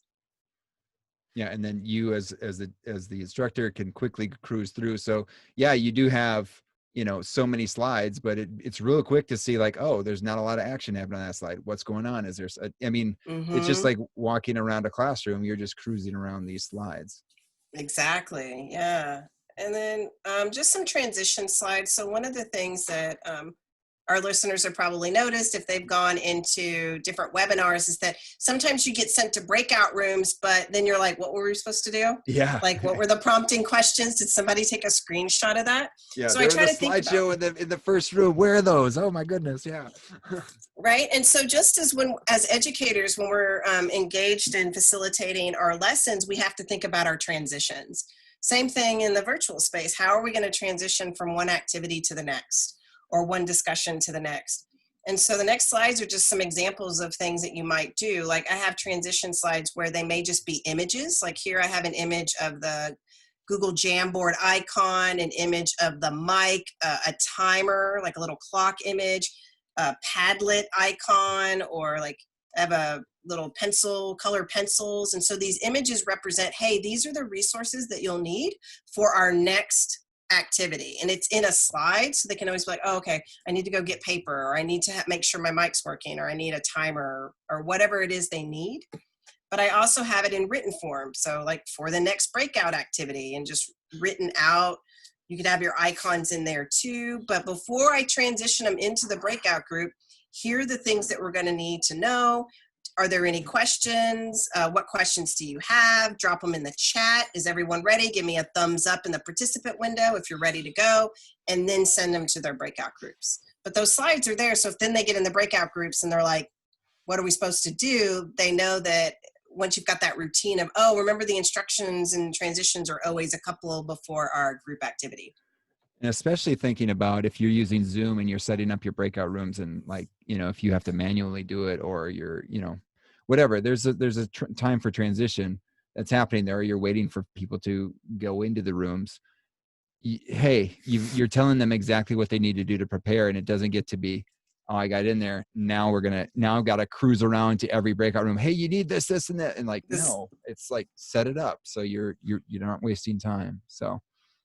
Exactly. This so slide 110 is another way to organize that transition in the breakout activity. This again is from Teresa Wills, where she has different text boxes, and it says insert group structure here. Are you doing pairs or triads? So it's also a reminder for you that transition when you're going through this, like how much time will there be? What are the instruction? And here are the links that you need for this activity. So it's all in one slide. It's there. It can help you as the educator, but also your students and what should be going on. All right, Jen. So the next 100 slides are He's not exaggerating, folks. I'm sorry. Yes. Example tasks. And, we're not going to walk through every single one, but I wonder if there's something that would kind of, and so again, they're all set up so like these could be used by Jen in tomorrow if she's got the right numbers set up for, you know, with the groups and all that.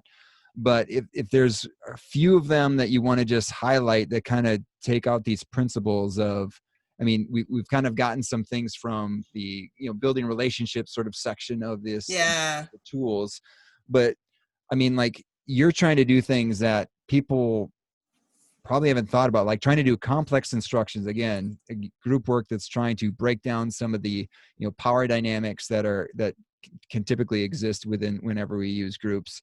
I mean, you're trying to do that. And so there's lots of different structures here. So I don't know, is there one or two tasks in particular you want to highlight? I need to think about that. So I think across the task, one big theme is that you want to set up the task, but I always think about students need to be doing, right? Like they don't need to hear from me constantly. So how am I setting up the task so that it requires them to make a video or to go grab an image or to type in some text or to create an audio file or something, right? Because that thinking about those, like, okay, maybe this task, how long is it going to take? Are they doing something? Are they reflecting? Are they writing? Are they engaging in doing? So I think across the task, what I've tried to do is keep it where students are having to do something in that movement where they're able to show their voice and their thinking. So like this first task is similar to another task where it's basically set up where go find an image, like we were talking about the mathography or digital storytelling. Go find an image that represents whatever your prompt is. Like, what was the transition like for you? That's one that my colleagues Crystal Kalanick-Craig and Naomi Jessup used when we facilitated a session thinking about equity in the virtual environment. Like, what's the transition look like for you? Set up the slides and then just go find all the funny GIFs. It's actually a nice way to get people talking to each other. Like, some of the GIFs are really funny, but that's something that you could do. Or a similar task that's in there is same structure is, what does 6 feet look like? We're in a global pandemic. They keep telling us social distancing. What does 6 feet look like? And then let's find some mental rulers of 6 feet. So you're kind of engaging in like estimation, you're looking at your measurement tool, you're engaging in, I'm being socially responsible and making sure that I'm 6 feet apart. Right. And I think some of the images that you had were the shopping carts. Yeah, shopping carts. A moose. A moose. Like if you're in Canada, I want to think about our Canadian folks too, like a hockey stick. Yeah. Or a Wisconsin Badger football fan. I talked about Bucky's axe. They kind of threw that out there, or a cow, maybe. Right. But they're doing something, right? Like they're learning, they're bringing in images that resonate with them, that give them these mental rulers, and engaging in safe distancing for the pandemic that we're in right now. And so they just drop those slides in. The ordering number task is one of those when you were talking about CI and how do you make a task so that it requires the intellectual efforts of everyone in the group, but also a wide range of strengths. And so with this one, it's basically a game board, right, where you can drag cards and you're ordering different representations of quantity, and then having to come up with a different strategy for ordering them. So this is very interactive. The students each find their corner of the board. It's color coded. Only they can move certain cards. And that's communicated by color again. So like the purple group has purple background, but then each player of the 4 within the group, and again, they can only move their cards, so each player is indicated by a different shade of a different color, and they get to move the cards. And when we did this in physical form, it was really nice. You had a card that you would write your name on, and only you could move that card. And so now how you're signifying it is by color. And so wanting to put these cards in order so that they match or they are in sequence from least to greatest. And what's great about this task is that, again, it was a way to translate something that, you know, I thought was it was a very physical task. There's a lot of cutting and putting things together and clipping things. And then here's a set of slides that I can then translate into a online environment. And what's cool is that you created ways to hop back and forth between 2 slides, and where There's a typing icon where if you click the typing icon, you go to where you're supposed to write your justifications. What is this, or what are the strategies you use to order the quantities? Like we compared to, we saw common numerators, we saw common denominators, we, translated something to a fraction or a decimal. And so anyway. Yeah, and then once you've recorded your strategies, it's hyperlinked back with another icon on the recording page to get you back to the game board. Right. And so just being able to, like, that's another thing, like hyperlinking back to resources that they might find helpful within the task is something that I try to do across the tasks. And what's cool about this activity is I can use this sorting activity with anything that I want things to be put in some order. I could use I could use it as a timeline. I could use it in ordering or grouping different functions of different degrees, or different ways of putting graphs and tables and different representations of different things together.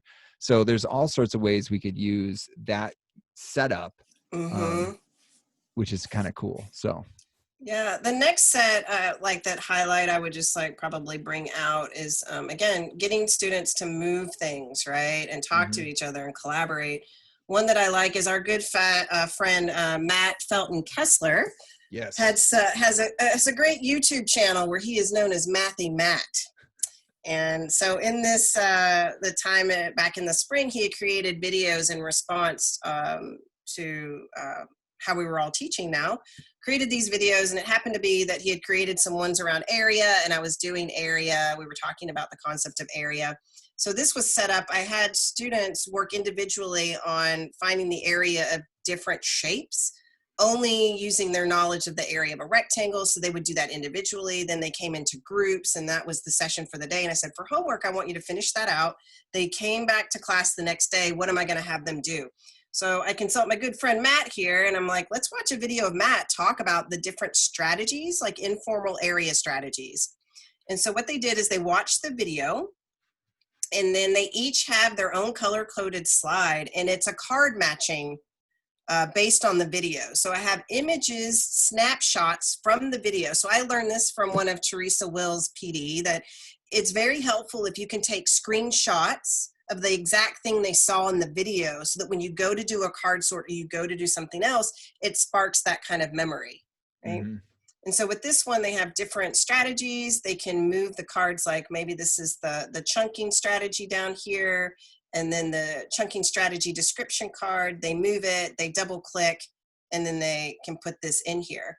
What I like about this task that I'll bring up is that this is a task I could see easily being adapted for group collaboration around it. So because you're working together to try to describe the strategies, but this could also be one that if I had a student who wasn't able to be with us that day, they could go into the slide, or I could give them a blank slide. They could watch the video and do this themselves, right? So this has the potential for collaboration, but could also be done individually if the student wasn't able to meet with us in person.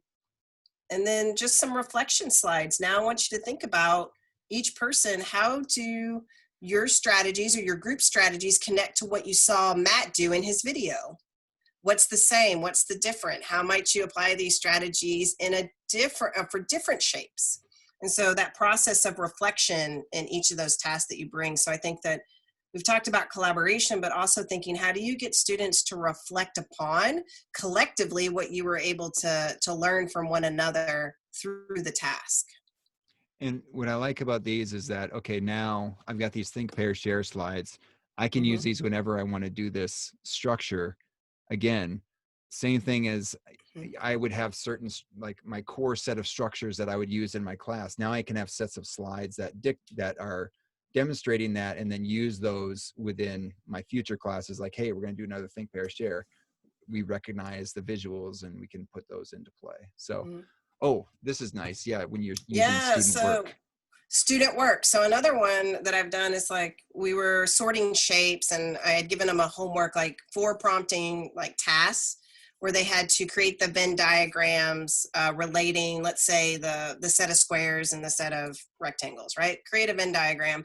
So they did that work individually, and I said, upload it to Google Classroom or D2L or whatever platform you're using. And then I went through and I selected, right, as part of our 5 practices, selected certain work, right, for a purpose, that whatever the learning goal is, right? Picked it out and then put in samples of student work and then asked them to do a notice and wondering. So I set up little text boxes. As you can see on this slide, I have 4 samples of student work around drawing a Venn diagram relating the set of squares and the set of rectangles, and then a table with 2 columns that have little text boxes that are color coded, and looking at what do you notice, what do you wonder around these 4 solution representations. And so they could do that across each of the 4 problems. So this is a different structure than each group has. It's that all the groups are going to go into the one slide and find their little text box color and then talk of their noticing and wonderings. That way, when we go to whole group and we go across the 4 different questions, they can see the responses across all of the groups.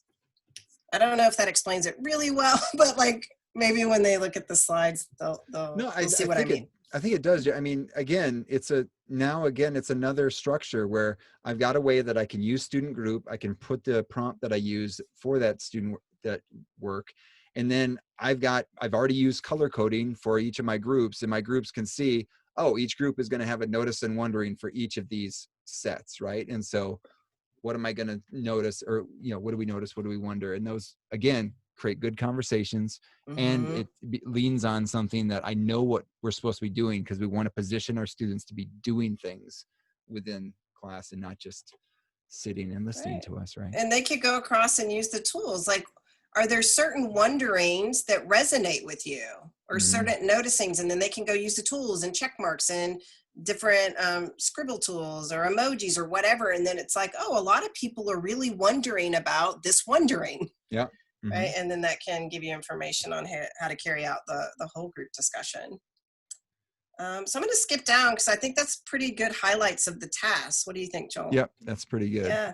So just that bit about on 220, here's some different ways to get students like in self-reflection, getting some of that formative assessment, if you will, like what's going to guide your instruction moving forward. Teresa Wills had a nice like tweet deck type of slide where it's got what has been successful so far in your learning over our time together this week. I think that was my prompting question, but I used her slide there, and she's got this tug of war where it's easy for me, hard for me, and you just go grab a text box or a shape or whatever and put in like, where are you along this kind of this rope that looks like tug of war with easy for me on one end and hard for me on the other. Yeah, and then you got the stoplight. I like the stoplight. And then Teresa Wills had this 3-2-1 template that I really like. What's 3 things you learned today? What's 3 things you learned? What are 2 things you're wondering about? And what's 1 thing you're ready to try? That might be a nice one to do at the end of a week. Like you've gone through like a week or 2. This might be a nice one to do. There's also the compass points template that you might use where it's like north, south, east, west, the directions. What's something you need to know? What's something you're excited? What's your stance? Worrisome, and you could have little prompting questions again. I really like this slide on 225. It's a reflections prompt from Growing Professionally from Jenny Bay Williams and Karen Karp, where the prompting questions are, what are 3 main points? What are 2 things that hold square with your beliefs? 1 thing that's going around and around in your head, and 1 thing that causes you to reflect on your own beliefs or practices. So you can adopt and change those up, but I use this a lot when I have students do a reading. So this could be a reading reflection, responses to those, or maybe it's an activity that we did or a discussion that we had. And that's one where I translated into the virtual space. Yeah, and it points it, and again, it's one thing too that overall this thing points you at doing something with like the reading. Like I'm just reading it to read it. No, I'm looking for 3 main points and 2 things, like I'm looking for these things. Like again, it's versus passive versus active. Like I think you're leaning, when you give those prompts, like you're leaning in. Exactly. In the very last section of this immense slide deck, it's just some virtual manipulatives and other resources that I found helpful. So one thing that is just amazing, I've talked about Teresa Wills quite a bit in her work. So on slide 227, there's a direct link to the different templates and PDs that she has offered. It is amazing. I highly recommend it. Yes. And very appreciative of the work that she's doing for our community. Another couple of links that I have here for TOTOS. TOTOS has been holding a lot of professional development, a focus on mathematics for all students, with a focus on, excellence, equity, social justice, a lot of phenomenal people doing work there, and they've a lot of professional development sessions, as well as NCTM has had 100 days of professional learning. Yeah. So all those videos that they've had are available up until October to go. They have live webinars right now through October, and then you can go back and look at video recordings. There's also a couple of links here of different people who have put together just like pages of resources from our community, like thinking about which one doesn't belong, to virtual manipulatives that I have here, some different links that you can hop on. So I know a lot of people are looking for virtual manipulatives or other tools or strategies and resources. So I've hyperlinked them here so it's like slides. Other people that have done what you have done, collected things together. And so these are, it's like a meta, meta collection we got. I'm trying to find this. Oh, let me go find this. Yeah, in our meta collection of, okay, I know that Janet Nowakowski, she did a NCTM session. It was wonderful, where she has a blog where she put in all these different virtual manipulative sites and places you can go to for that. And so I was like, oh, I will just, here's her Twitter, little tweet that she put out. And so I just hyperlinked it there. And the very last set of slides are just things that I found helpful when creating these slides, like on 229, how to remove backgrounds from images. Mm-hmm. So depending on what kind of slide deck you have, you might find that, oh, there's multiple ways to get images. This was just one that I was like, there's just times when I want to remove a background from an image and I just didn't know about this site. And then I learned over the last few months, oh, hey, I can do that. Like you mentioned before, Joel, how to create a draw pile. So this is hyperlinked to Teresa Wills' video. She calls it how to clone hack. It's a Google hack for cloning. So that's how you create those draw piles. There you go. So there's video linked right there. We talked about the background slides, how you create a background slide so things aren't moving. There's a video that Teresa, she created there, and she calls it how to lock slides. So I just said how to create backgrounds, the locked background, because some people are like, oh, but I don't know if I want to give my students editing access. Can I lock down the whole thing? And as far as I know, you can't. You either let them all do all the things or none of them. You can't lock a particular slide. So the next best thing is like, here's some things that can't move. Mm-hmm. And then Google Translate, I embed that in a lot of places. Like think about the words that you put in different slides that you might want to hyperlink those words to Google Translate so that your students can go and, oh, let's see what this word means in maybe a different language. And what I like again, about, go ahead. No, I was going to say, and again, Teresa Wills, she has a video that I've hyperlinked in here about another Google Translate hack for distance learning. So. What I like about these 3 slides is, again, we're using a similar format. So I know exactly what I'm supposed to do. I can click on the link, I'm going to get a video, and then I've got more like demonstration from a visual on the right. And so each of these slides, one, for me, Jen, it's like, I don't have to think all that much. Ooh, I want to show a video and give a little explanation on how to do something. Yeah. I'm going to copy this slide. I'm going to put the title of what I'm doing. I'm going to link the video onto the TV, and I'm going to put a little image on the other side or some text description, and boom, I'm done. For me being that perfectionist, like I have this format down. I've decided it's done. And it's done. But now my students know what to do. I don't have to make it, I don't have to make some cute new thing every time. No. This is going to signify video, direction, and I know what to do here. So it's like, I love this part of it. It's because they see it and they're like, oh, I know that this has a video embedded. Now you might have to explain why there's these little antennas coming out of the TV. Right. Right? Or what are those knobs Yeah, for? Like, what are those? What is that? Like, why is there not just a big screen? Like, I don't Screen, get it. right? Yeah. And then Why is hands it, down, why is it a piece of furniture? furniture, right? No, this image, that's exactly what it looks like. And I think that, yeah, I mean, we're old enough where we remember having that exact TV in our home, probably. Oh yeah, but console TV. You put some artwork on top of it, man. right? A tray. Could eat They're dinner like, on top of it. it's like the tube blew out, and you're like, what's that mean? Yeah, Like, yeah. like, you know, the tube TVs. And so this slide, we're getting towards the end here, has been really helpful for me. So again, like I said, I had used PowerPoint before, and how do you move slides from one PowerPoint to another? I would just copy over. Right. And I know people do that with Google Slides. And then I learned that you could import slides from other previous Google Slides that you've created. And you don't have to import the whole slide deck. You can pick particular ones. And so, like you said, if you know that this format works for you, like with the TV, you know that you did that yesterday, just grab that slide and put it into your next slide deck. That's a nice, again, that was something I learned, and it was beautiful. That's a beautiful thing. Yeah. Especially and this slide just has those images on it, right? It just says, hey, file, go to import slides. This is what it looks like. And so it's like explanations through visuals. So it doesn't always have to be a video.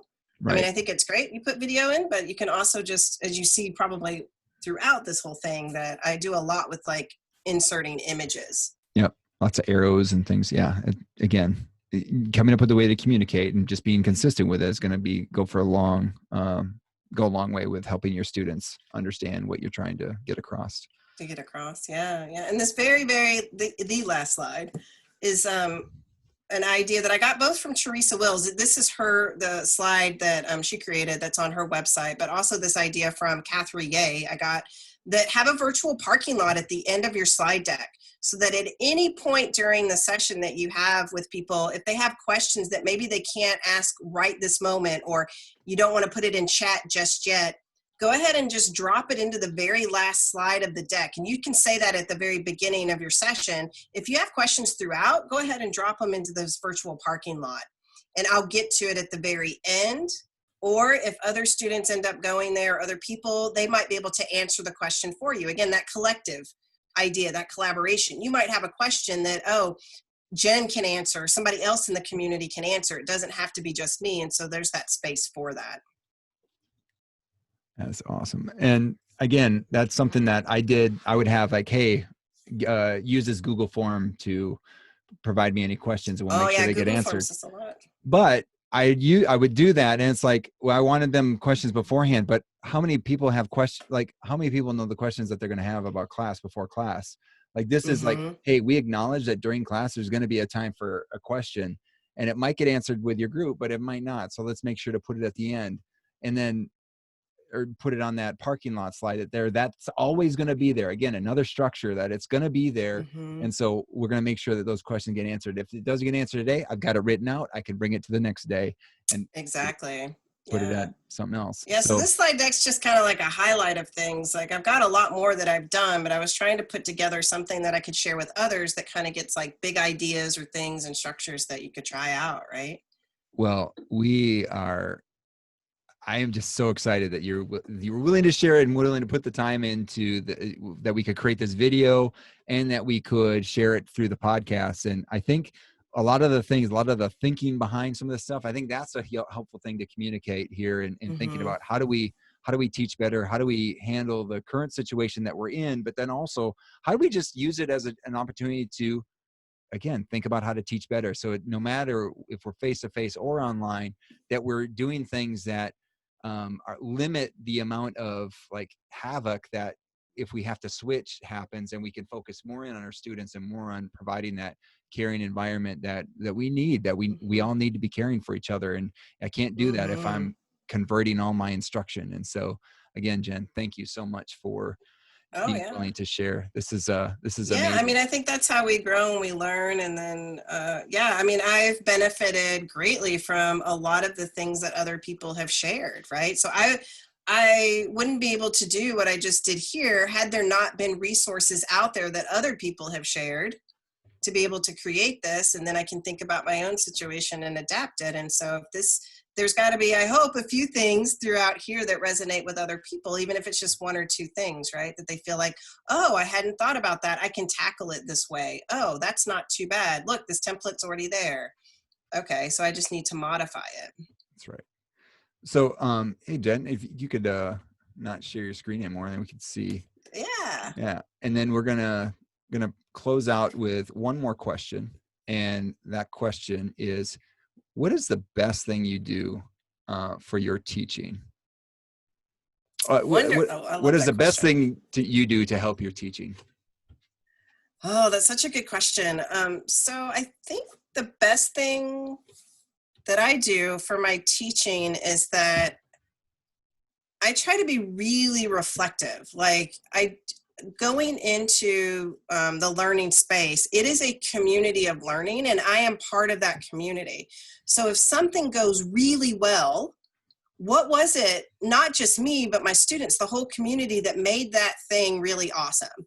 Or if something doesn't go as planned or something didn't work out as I had hoped, what was it about the community? It's not just me, it's not just the students, but as a whole, like, and how does that change? So really thinking about collaboration and collectivism to move the thinking and the ideas and the community forward.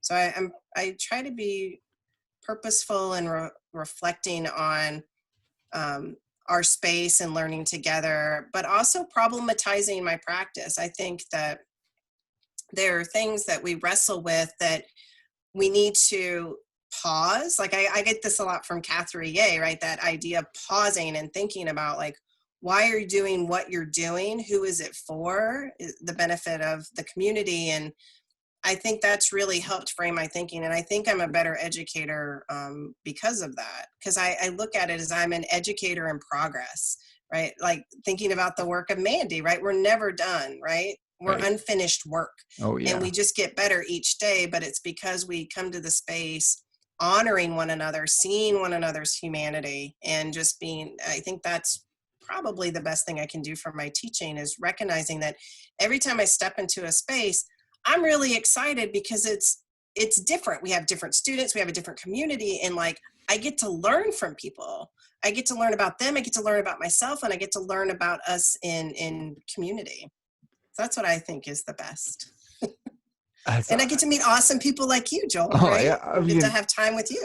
Well, that's what I was just thinking. I mean, in all our conversations, and even like having the conversation that was at the beginning of this transition of instruction in the global pandemic, and thinking about when you were on the Teaching Math Teaching podcast and the way you were talking, it was like, man, she's thought a lot about some of the issues that we're all dealing with, but at the same time, she's presenting all these additional ideas and questions and things that she's still thinking about. And like, you know, it could have been really easy, Jen, for you just to say, like, to position yourself like, yeah, I figured a lot of this stuff out, and just do that, you know, but you never do that. Like, it's always this, like, I'm here, but here are the things that I need to keep growing on, and here are the things that, and then also, what do you have to offer about like those things that I need to keep? And it's like, right, for everyone. And it's not, it's always put in this loving, caring way. And that's, oh, that's beautiful. That's so nice. Wow, you're so nice. It's just so great. But anything else to share with it before we close out here? Yeah, I mean, a couple of things I would just say is that just remember, you can't do all the things, right? We're still in a global pandemic, and I want to say that you are enough. I think we can be really hard on ourselves, and we don't think about how you are enough. And I know that everyone is really going in there with the best intentions to help our community. So like, let's lean on one another, honor one another to move us forward. Yeah, I was asked recently about what's one book I would recommend, and I don't know if you remember this one from an earlier episode of the podcast. It was Rest. Like, hey, if we're gonna be doing good work, we also need to have good rest, and especially right now. And like, I think about that image that you had in the slide deck of like, but having an empty cup, like you can't pour out if there's Yeah. nothing in there, like, and just self-care, and you are enough. That's a good one. So thank you, Jen. Thank you for Yeah, sharing. no, thank you. This is, I love this. This is great. All right, so I'm going to close it out. So that is all we have. That is it. Just 200 slides and however much you want to take. That's all we got for this episode of the Amazon Planet podcast. The show notes, which is going to be important, can be found at amazonplanet.com. We'll get a copy of the slide deck that you can see everything that we showed. There'll be the video will be embedded there, but you can find that at amazonplanet.com/episode 29. If you're looking for ways to support the podcast, you can subscribe, rate, and review the podcast. We appreciate that. Dr. Bondurant did that recently. I appreciate her review. You can subscribe to the Amazon Planet download, which contains teaching resources and updates from Amazon Planet. This will definitely be on there. But you can sign up on there's the email list. Sign up, subscribe to the email list buttons at amazonplanet.com. They're everywhere. You can also follow at Amazon Planet on Instagram, Twitter, LinkedIn, or like the Amazon Planet Facebook page, which we had every video from the Teaching Math Teaching Summer Book Club. The July edition is there, where we talked about high school math lessons to explore, understand, and respond to social injustice. So some great conversations there. You can also check out the Amazon Planet store or Amazon Planet bookshop, where links in the footer at amazonplanet.com, where you can purchase, where your purchases support the production costs of the podcast. Jen, I appreciate that you've gotten a sweatshirt. I appreciate that. That's great. Yes. So thank you for rocking that. And we can all figure out how to be the good in these days. And so again, thank you for listening to this episode of the Amazon Planet podcast. Thanks to Jen for sharing her expertise and everything on that slide deck. We really appreciate her. And we want to say thanks to Matt Mifflin for the music in this episode. Also, Matt has a new single out on Spotify, and I think other services too, but definitely on Spotify, called Each Day. Check it out if you will. And finally, thank you to all of you out there who are seeking to teach better and be the good in the world by investing in the lives of others. This world is a better place because you have decided to use the gifts you have been given to serve others. Thank you for all that you do. Peace.